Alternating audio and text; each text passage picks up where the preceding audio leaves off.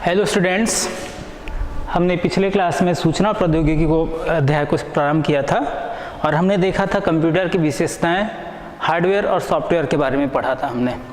आज हम इसी अध्याय आगे बढ़ते हैं और कंप्यूटर की भाषा के बारे में पढ़ते हैं। तो हमारा पहला टॉपिक है कंप्यूटर की भाषा। अच्छा, ये बताइए, जिस भाषा को हम नहीं जानते, क्या उसके बारे में हम बोल या पढ़ सकते हैं? नहीं पढ़ सकते। उसी प्रकार कंप्यूटर को पढ़ने और समझने के लिए उसके लिए एक विशेष भाषा बनाई जाती है जो कंप्यूटर के द्वारा पढ़ा और जाता है। उस भाषा को हम कंप्यूटर की भाषा कहते हैं। ये 4 प्रकार की होती है। पहला होता है निम्न स्तरीय भाषा। निम्न स्तरीय भाषा की विशेषताएं होती है कि वह निम्न स्तरीय भाषा कठिन होता है,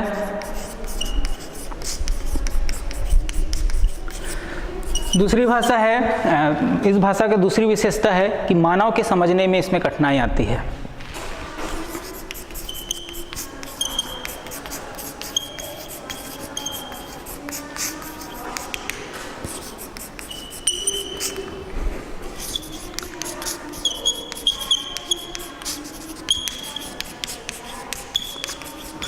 और तीसरी विशेषता है कि जो भाषा का प्रयोग किया जाता है वो मशीनी भाषा होती है।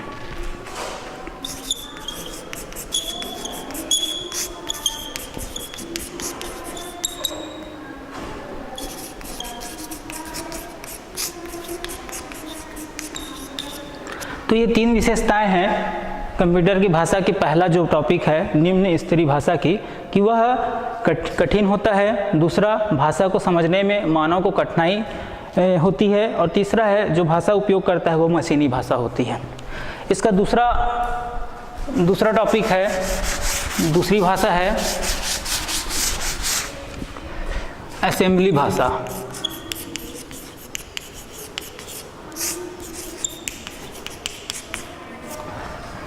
असेंबली भाषा जो है न्यूमेरिक भाषा होती है। पहला इसका विशेषता है भाषा न्यूमेरिक होती है। जो संकेत वगैरह रहते हैं वो सब इसके अंतर्गत आते हैं, तो न्यूमेरिक भाषा होती है। दूसरा, भाषा कठिन होती है।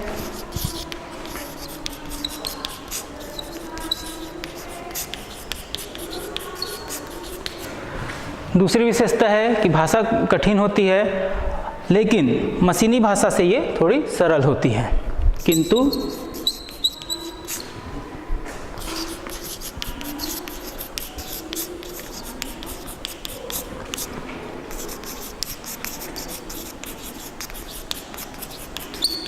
सरल होती है। तो ये 2 विशेषताएं आपकी असेंबली भाषा की है।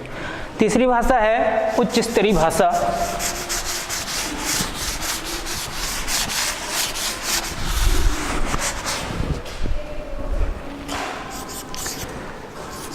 तीसरा बिंदु है उच्च स्तरीय भाषा।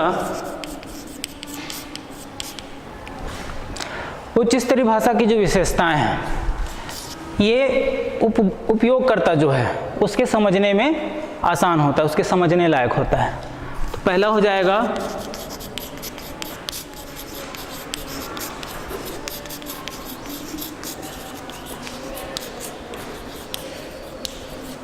उपयोगकर्ता के समझने लायक होता है। दूसरा पॉइंट है इसका निम्न स्तर। सबसे पहले इसको कंप्यूटर निम्न स्तर की भाषा में बदलता है, उसके बाद वो उच्च स्तरीय भाषा समझता है।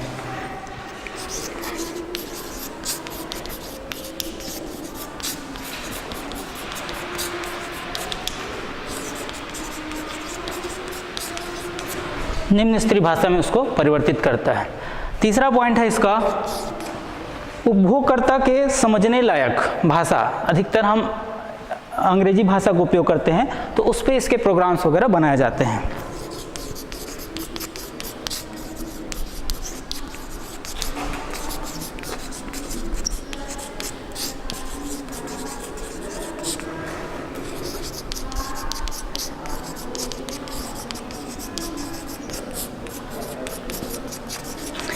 जैसे यदि इसके उदाहरण देखते हैं तो बेसिक हो जाता है। उदाहरण यदि इसी का हम देखें तो बेसिक एक प्रोग्राम है, एप्लीकेशन है जो उच्च स्तरीय भाषा में बनाए जाते हैं। सी है, कोबोल,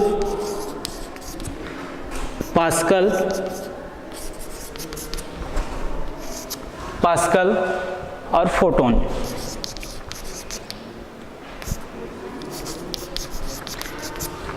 ये उच्च स्तरीय भाषा में बनाए गए प्रोग्राम्स होते हैं। चौथा बिंदु है इसका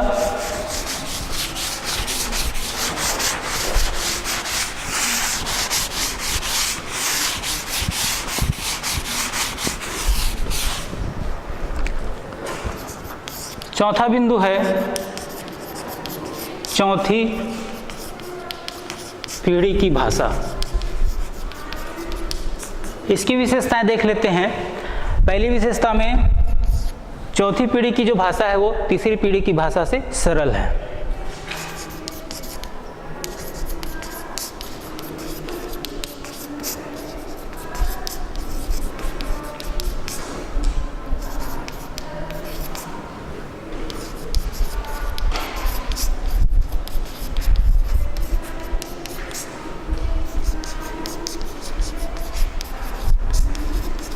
तीसरी भाषा की पीढ़ी से सरल है।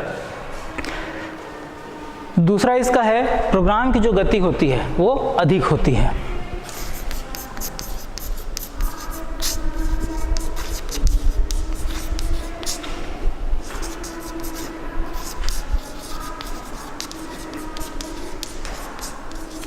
प्रोग्राम की गति जो है अन्य जो भाषा है उससे अधिक होती है। तीसरा जो इसका है भाषा कार्य करने की विधि पर आधारित होता है। भाषा का जो निर्माण होता है वह कार्य करने की विधि पर आधारित होता है।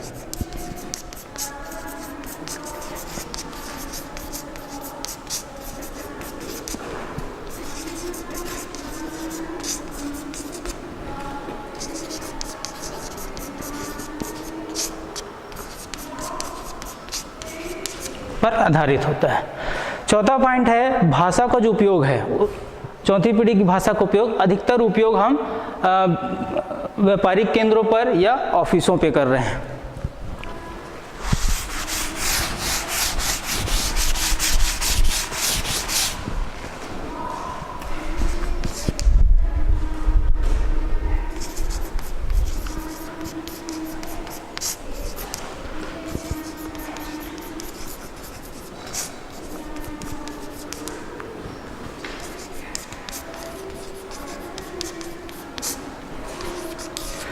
पांचवा पॉइंट है इसका भाषा में विशेष गुण के प्रोग्राम्स बनाए जाते हैं।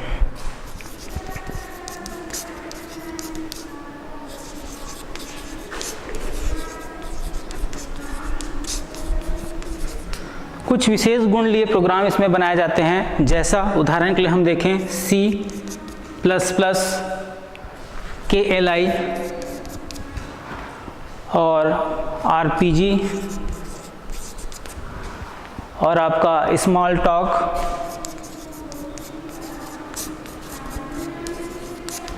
और SQL। ये इस प्रकार के प्रोग्राम्स होते हैं जिनके लिए विशेष भाषा का निर्माण यहाँ पर किया जाता है। तो ये था आपका कंप्यूटर की भाषा। 4 प्रकार की है। पहला निम्न स्तरीय भाषा है, दूसरा असेंबली भाषा, तीसरा उच्च स्तरीय भाषा और ये चौथा था आपका चौथी पीढ़ी की भाषा, जिसकी विशेषताएं हमने यहाँ पर देखी है। इसके बाद जो टॉपिक है हमारे पास वो है नई तकनीक।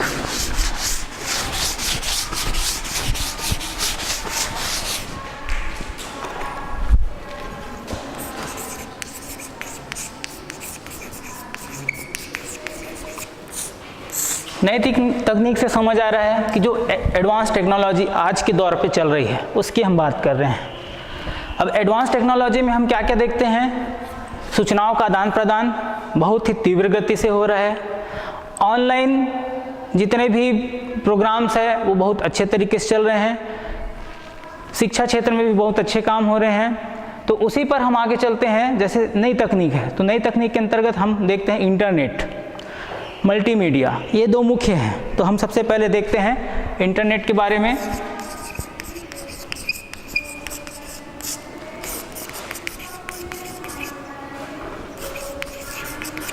इंटरनेट को हम कहते हैं इंटरनेशनल नेटवर्क, मतलब ये विश्वव्यापी है, पूरे विश्व में समान रूप से, व्यापक रूप से ये उपलब्ध होता है। इंटरनेट के माध्यम से हम सूचनाओं का आदान प्रदान करते हैं, बहुत ही तीव्र गति में हमारे संदेश एक स्थान से दूसरे स्थान तक पहुंच जाते हैं। हम रूबरू मतलब फेस टू फेस बातचीत कर सकते हैं, वीडियो हो गए और भी बहुत सारे जो है उन सब का यहाँ पर हम उपयोग इंटरनेट के माध्यम से कर सकते हैं। तो ये हम इंटरनेट की बात कर रहे थे। तो इसके लिए विशेष उपकरणों की आवश्यकता होती है, उन उपकरणों की आवश्यकता जिस पर इंटरनेट कार्य कर सके। तो सबसे पहला है मॉडेम चाहिए, मॉडेम की आवश्यकता होती है हमको, पहला। दूसरा टेलीफोन लाइन की आवश्यकता पड़ती है,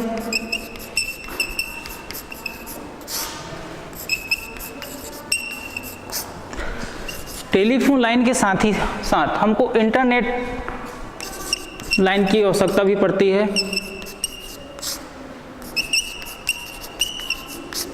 इंटरनेट लाइन की आवश्यकता पड़ती है और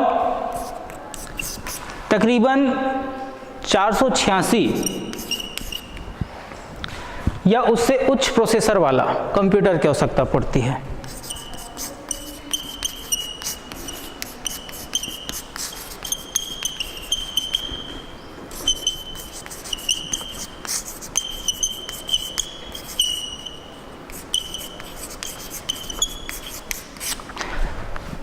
इन उपकरणों के माध्यम से हम इंटरनेट पर कार्य कर पाते हैं और जितने भी हमको वहाँ पर उसकी विशेषताएं हैं और कार्यप्रणाली से अवगत हो पाते हैं।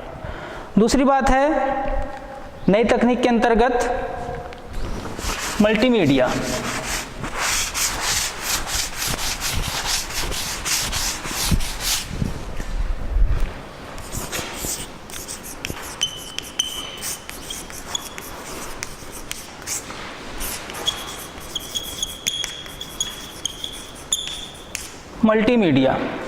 मल्टीमीडिया के अंतर्गत जितने भी ग्राफिक्स, रेखांकन वाले, चित्र वाले, वीडियो, जितने इस टाइप के जो प्लेटफॉर्म होते हैं जिस प्लेटफॉर्म पर कार्य करता है वो मल्टीमीडिया होता है। बहुत सारे फंक्शंस इसमें आयोजित होते हैं उस प्रकार के। इसके लिए भी हमको एक विशेष उपकरण की आवश्यकता होती है जिस पर यह मल्टीमीडिया काम कर सके। तो उसकी विशेषताओं में हम सबसे पहले देखते हैं हमको पेंटियम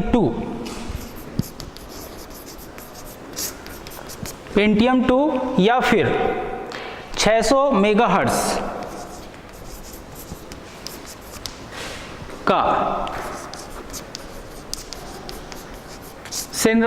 सेलेरॉन कंप्यूटर की आवश्यकता यहाँ पर हमको प्रोसेसर की आवश्यकता पड़ती है। इसका दूसरा पॉइंट है इस पर जो रोम की स्थिति होती है, राम की स्थिति, वो 128 MB का इसमें राम होना चाहिए। मेमोरी पावर कितनी होनी चाहिए इसकी? 128 MB की। विंडो ऑपरेटिंग सिस्टम पर ये काम करता है।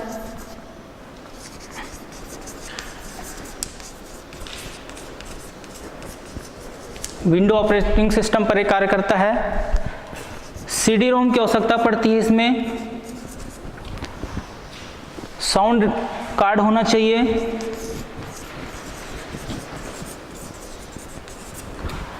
और स्पीकर की आवश्यकता पड़ती है। ये 6 उपकरण इस प्रकार होते हैं जिसके प्लेटफॉर्म पर ही मल्टीमीडिया हम चला पाते हैं।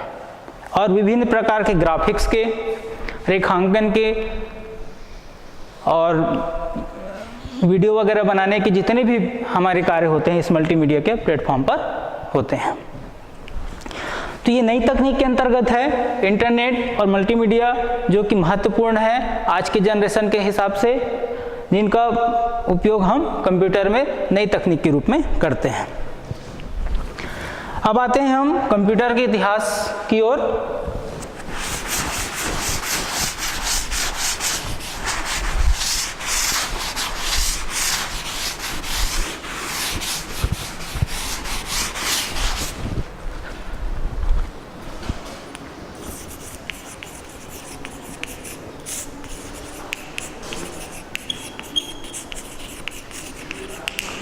कंप्यूटर का इतिहास। हम जिसके विषय में यहाँ पर पढ़ रहे हैं कंप्यूटर के बारे में, उसका इतिहास देखना भी जरूरी है कि वह कहाँ से चालू हुआ। कंप्यूटर ऐसे तो 5000 ईसा पूर्व से ये हमारे बीच ही आया। सबसे पहला जो उपकरण था वो था एबेकस। नाम से हम अनभिज्ञ हैं, लेकिन अधिकतर हमने इसका उपयोग किया है। यदि आप ध्यान देंगे तो एबेकस हम किसे कहें, आप ध्यान दिए होंगे तो एक चौक आयताकार एक पट्टी होती थी जिस पे एक तरफ स्लेट बना होता था और दूसरी तरफ स्ट्रिप लगे रहते थे, इस प्रकार से स्ट्रिंग्स, जिस पे छोटी छोटी रंग बिरंगी गोटियां होती थी जिसको हम गिनती के लिए छोटे छोटे बच्चे उपयोग में लाते थे। ये पहला कंप्यूटर था जिसको नाम दिया गया था एबेकस का। 1962 में पॉइंट बाय पॉइंट आते हैं हम। 1962 में ब्लैक पास्कल हुए, उन्होंने एक व्हील कैलकुलेटर का निर्माण किया था जिसको हमने पास्कलाइन नाम दिया था। 1962 में ब्लेज पास्कल, इन्होंने व्हील कैलकुलेटर बनाया था।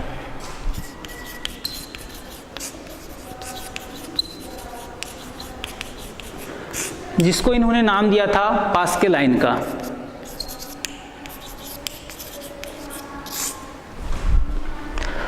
उसके पश्चात जॉन नेपियर ने 1617 में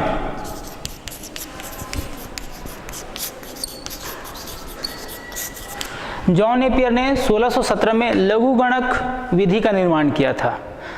और दूसरा था इनका नेपियर की हड्डी, एक यंत्र बनाया था इन्होंने जिसको नाम दिया गया था नेपियर की हड्डी। 1617 की बात है ये। उसके पश्चात विलियम ऑर्ट्रेड ने 1620 में स्लाइड विद रूल का निर्माण किया था। 1620 में विलियम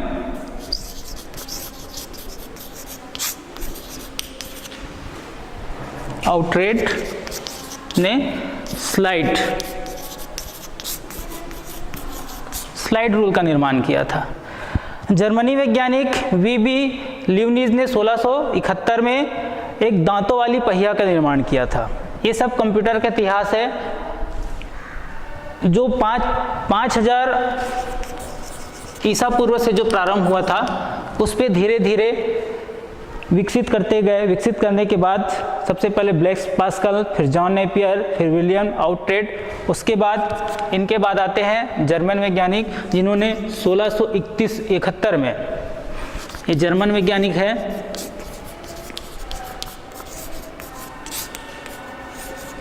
वीबी ल्यूनीज,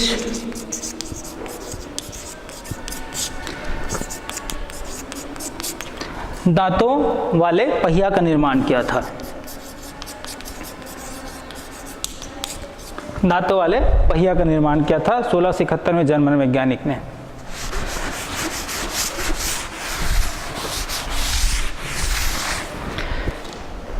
इंग्लैंड के एक गणितज्ञ थे चार्ल्स बेबेज, जिन्होंने 1822 में इंग्लैंड के गणितज्ञ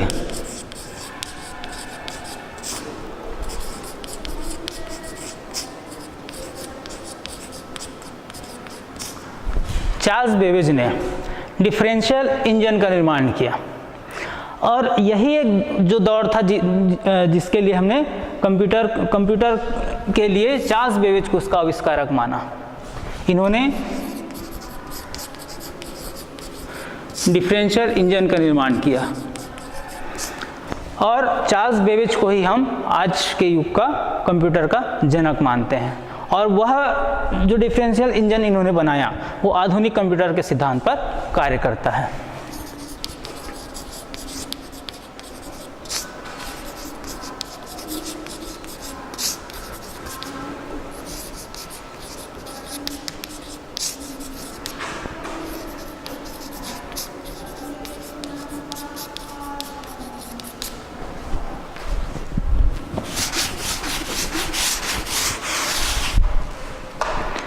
तो ये कंप्यूटर का इतिहास था।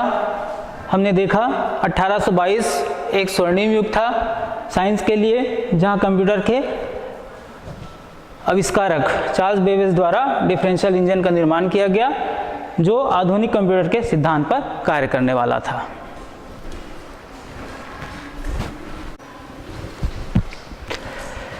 आइए अब जनरेशन के हिसाब से हम देखते हैं कंप्यूटर को इतिहास को। इसमें पहला जनरेशन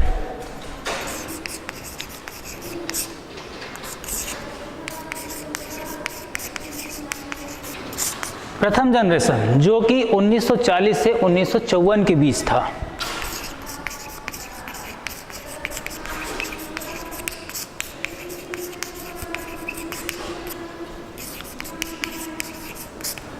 के बीच था। इसमें निर्वात बल्ब का उपयोग किया गया है। सेकेंड विशेषता है, दूसरी विशेषता इसकी है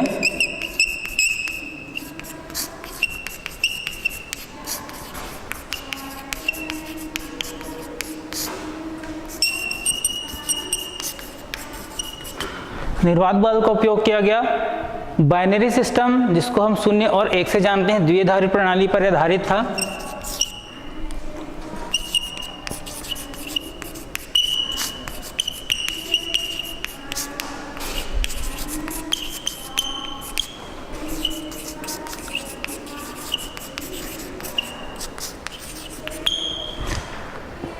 और मशीनरी भाषा का इसमें उपयोग किया गया है। प्रथम जनरेशन में जिस भाषा का उपयोग किया गया वो मशीनी भाषा थी।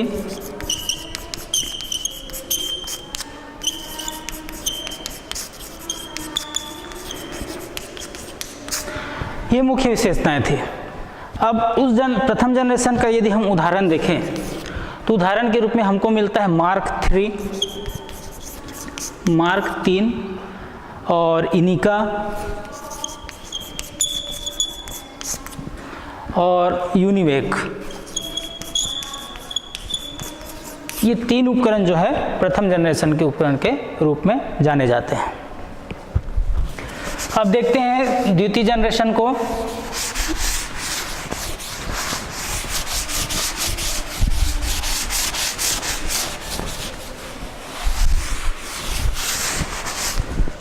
दूसरा है द्वितीय जनरेशन।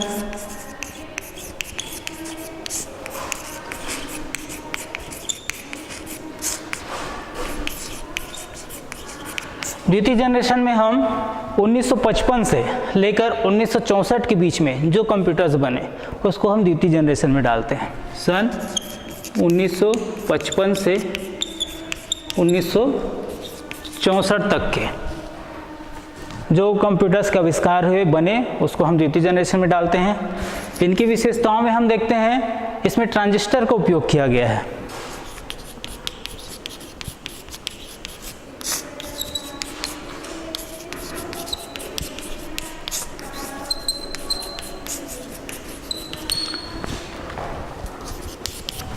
तीसरा, इसमें कंप्यूटर की आकृति थोड़ी छोटी हो गई। पहले जनरेशन में जो आकृति थी बड़ी थी, उससे थोड़ी ये छोटी हो गई।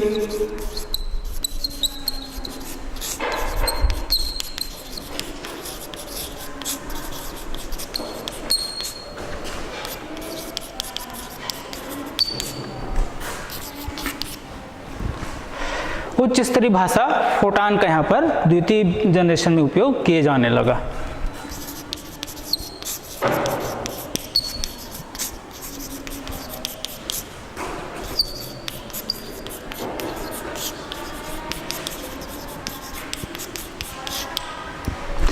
इसकी उदाहरण यदि हम देखें दूसरे जनरेशन के तो IBM 1620, CDC 1604, RCA 501 और यूनिवेक 1108।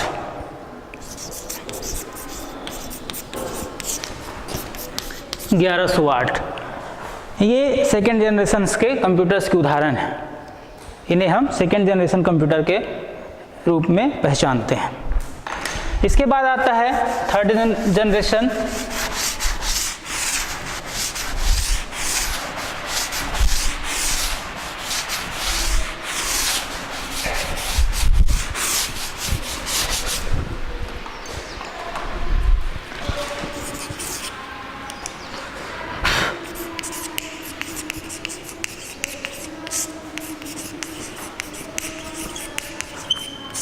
तीसरी जनरेशन में देखिए, तीसरी जनरेशन में 1965 से 1974 के बीच में बने कंप्यूटर्स। सन 1965 से सन 1974 के बीच के जो कंप्यूटर्स हैं वो तीसरी जनरेशन के अंतर्गत आते हैं। इनमें विशेषताओं में देखते हैं, इसमें आईसी का मतलब होता है इंटीग्रेटेड सर्किट का उपयोग किया जाने लगा।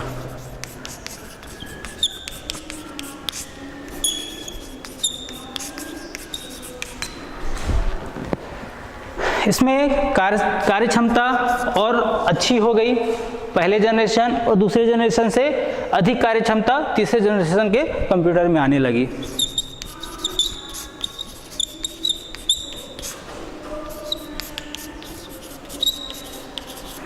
कार्य क्षमता में वृद्धि हो गई। इसके उदाहरण से यदि हम देखें तीसरे जनरेशन के कंप्यूटर्स में तो वो हमको मिलते हैं ICL 1900 सीरीज के कंप्यूटर्स और CDC 1700 सीरीज के और PDP 11/45 सीरीज। ये कंप्यूटर्स जो है वो तीसरे जनरेशन के कंप्यूटर्स के रूप में जाने जाते हैं। इसके पश्चात है चौथा जनरेशन, चतुर्थ जनरेशन।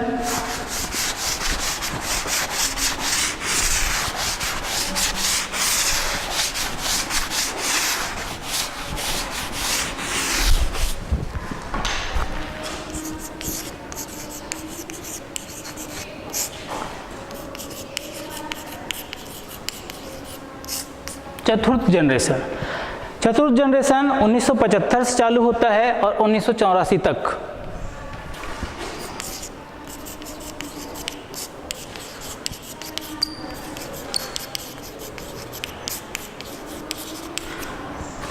उन्नीस सौ 75 से 84 के बीच में जितने भी कंप्यूटर्स का निर्माण किया गया वो चतुर्थ जनरेशन के अंतर्गत आते हैं।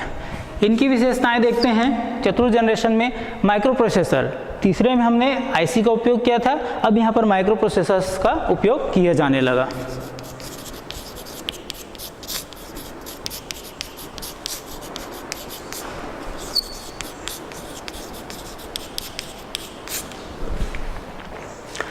और कंप्यूटर सस्ते होने लगे और आकार में तीसरे जनरेशन के कंप्यूटर से और भी छोटे होने लगे।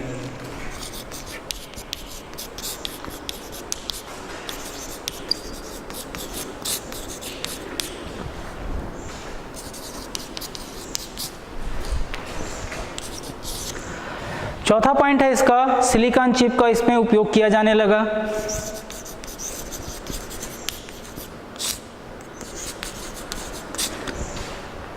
और इसके यदि उदाहरण देखें किस प्रकार कौन कौन से कंप्यूटर जो है वो चतुर्थ श्रेणी के थे, तो इंटेल 4004, एप्पल सीरीज, एप्पल के जो कंप्यूटर्स आने लगे वो, ये सब चतुर्थ जनरेशन के कंप्यूटर्स थे। इसमें एक और बात थी कि माइक्रो इलेक्ट्रॉनिक्स तकनीक का यहाँ पर उपयोग किया जाने लगा था।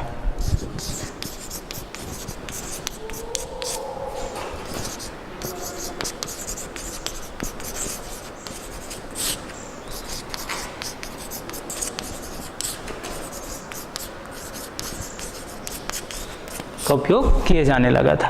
तो ये चतुर्थ जनरेशन की बात है जो कि ये 6 गुणों से परिपूर्ण था। आगे देखते हैं पंचम जनरेशन को, पांचवें जनरेशन को।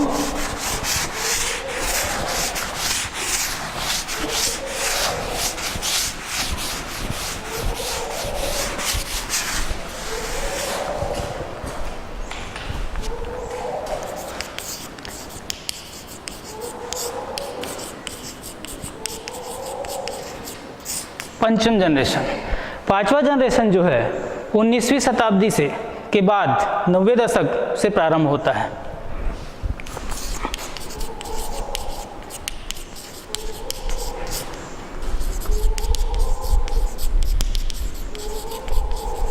नब्बे दशक के बाद से प्रारंभ होता है। इसमें मुख्य बात थी कि सुपर कंप्यूटर्स आ गए। सुपर कंप्यूटर्स मतलब है कि जो असंख्य गणनाओं को बहुत ही कम समय में पूरा करता है। दूसरा, सुपर कंप्यूटर का निर्माण किया जाने लगा था। डाटा विश्लेषण क्षमता जो है वो बढ़ गई थी।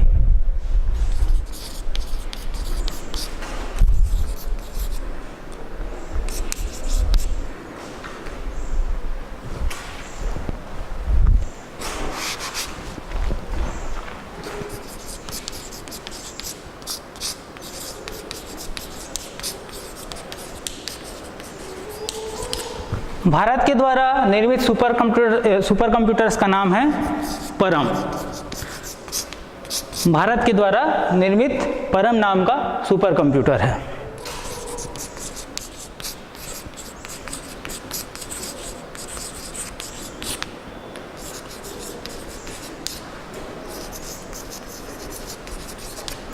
तो ये 5वें दशक का पंचम जनरेशन के जो कंप्यूटर्स हैं, जो कि 9वीं शताब्दी के 9वें दशक के बाद से प्रारंभ हुए, उनकी विशेषताएं थी। अब जब विभिन्न पीढ़ियों में जो कंप्यूटर्स का निर्माण किया गया है, हम उनके बारे में एक नज़र देख लेते हैं।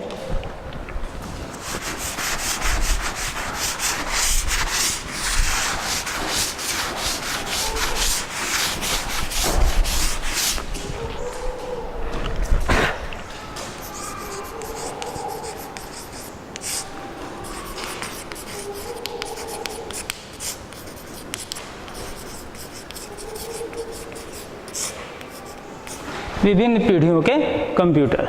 विभिन्न पीढ़ियों के कंप्यूटर्स के अंतर्गत पहला पीढ़ी में देखते हैं, सबसे पहले आया था इनिका, जिसका निर्माण 1946 में किया गया।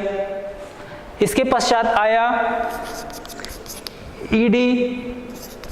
EDSAC, इसका निर्माण 1949 में किया गया। उसके बाद आया था IAS, इसका निर्माण 1992 में किया गया। ये पहले जनरेशन्स के हैं। दूसरे जनरेशन्स पे आ जाते हैं। दूसरे जनरेशन में आता है IBM 1401, फिर HEC 2M, उसके बाद आता है यूनिवेक फर्स्ट। ये सेकेंड जनरेशन के कंप्यूटर हैं। तीसरे जनरेशन में हम आते हैं तो हमको मिलता है मैक 3। उसके पश्चात IBM 370, उसके पश्चात ICL, इसका सीरीज होता है 2900। चौथे सीरीज पे आते हैं, जब चौथे जनरेशन पे इसके कंप्यूटर्स हमको मिलते हैं IBM 360 और एप्पल सीरीज आता है, और उसके पश्चात डेम। पांचवी सीरीज पे आ जाते हैं जब हम, तो हमको मिलता है इंटेल 4004, इंटेल 4004, फिर सेंस, उसके बाद आता है सेप्टेम। ये विभिन्न जनरेशन में निर्माण की गई कंप्यूटर्स की सूची है। अलग अलग जनरेशन में हमने निम्न प्रकार के कंप्यूटर्स का निर्माण किया था। तो आज हमने देखा कंप्यूटर की भाषा के बारे में, उसके इतिहास के बारे में, और अलग अलग जनरेशन्स में किस प्रकार के कंप्यूटर्स की उपलब्धियां रही है, उनकी विशेषताएं क्या थी, उनके गुण क्या थे, और किन किन कंप्यूटर्स का निर्माण उन जनरेशन्स में किया गया है। ये सूचना प्रौद्योगिकी के अंतर्गत महत्वपूर्ण विषय था, जिसके अंतर्गत हमने नई तकनीक के बारे में पढ़ा। इंटरनेट विश्वव्यापी है, और दूसरा हमने मल्टीमीडिया के बारे में पढ़ा, जो आज की महत्वपूर्ण उपलब्धि के रूप में है, जिस पे हम आज काम कर रहे हैं। तो यह है आपका सूचना प्रौद्योगिकी। आपने इसमें समय दिया, इसके लिए धन्यवाद।